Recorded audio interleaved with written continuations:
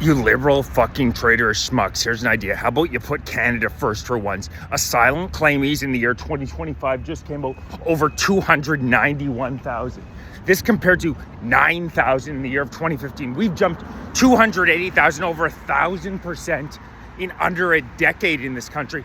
This is nothing less than a betrayal. Don't let these clowns tell you there's something wrong with being a proud Canadian, being proud of our history. It's an absolute joke. If we're not proud of who we are, proud of our ancestors that fought in World War I, World War II, died for this country, our Charter of Rights and Freedom, freedom of expression, freedom of religion, strength, sovereignty. If you can't be proud of that, your country will be destroyed. They're trying to make us docile.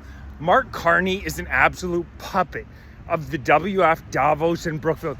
Just look at him. He's a pathetic little man who's willing to put out any message that his corporate overlords tell him to. The immigration policy is directly linked to his relationship with Brookfield Asset Management.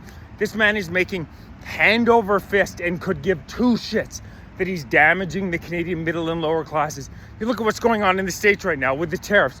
He ran on, I'm the guy with the international experience who can negotiate with these guys. Outside of Kuzma, which already existed prior to him being elected prime minister, who has he won anything on? Certainly not on behalf of any Canadian citizens. We have some of the largest tariffs in the world. 5 of our major industries are getting absolutely hammered by these huge tariffs. And he's in Germany and he refuses to even talk about it. He's asked straight up about the US tariffs and all he gives is, it's truly insanity. These immigration numbers, 75% of Canadians say that we have way too much immigration right now. We can't withstand anymore. That's as overwhelming a consensus as you're ever going to get in Canadian politics. Yet 290,000 asylum claimees, and it's not as though this is bringing any money into the country. We give them money. A couple examples. We have the Rainbow Refugee Program, which pays LGBTQ people to show up there. We literally pay for their entire first year. Many refugees are eligible to receive up to $284 a day. And we let another 290,000 in. This is the same time that 2 million Canadians are using food banks on a daily basis.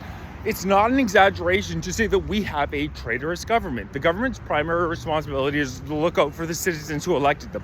That's the exact opposite of what's being done by Mark Carney and the Liberal Party right now.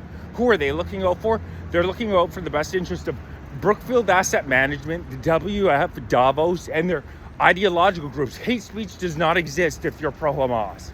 Hate speech does not exist if you're a far-left loon. They only go after and remove any conservative voices. That's straight out of a tyrant's playbook. And just look at Mark Carney objectively. Watch him at a press conference. Body language is terrible.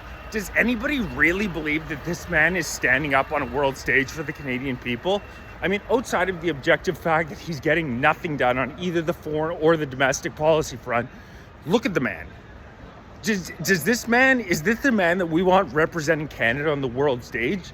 Does he exude strength? Does he exude passion for the Canadian people? Absolutely not. The man is a bureaucratic puppet who's working on behalf of nefarious global interests that want the Canadian population docile and to be ashamed of the history of this country. That's what they want you. They want you ashamed. They want to divide Canada up into different groups based on their gender, their sex, their color. It's typical divide and conquer tactics. They don't want the Canadian people united, fighting with one another, because that way we are much more difficult to control. Do you think that a strong country would take this Nova Scotia ban on going into the woods for 2 months, as a strong peoples would? Absolutely not.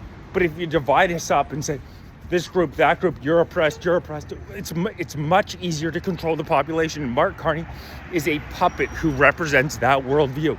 If we don't get rid of this man in the very near future, the Canada that we know and love and that our ancestors fought for is going to be permanently gone.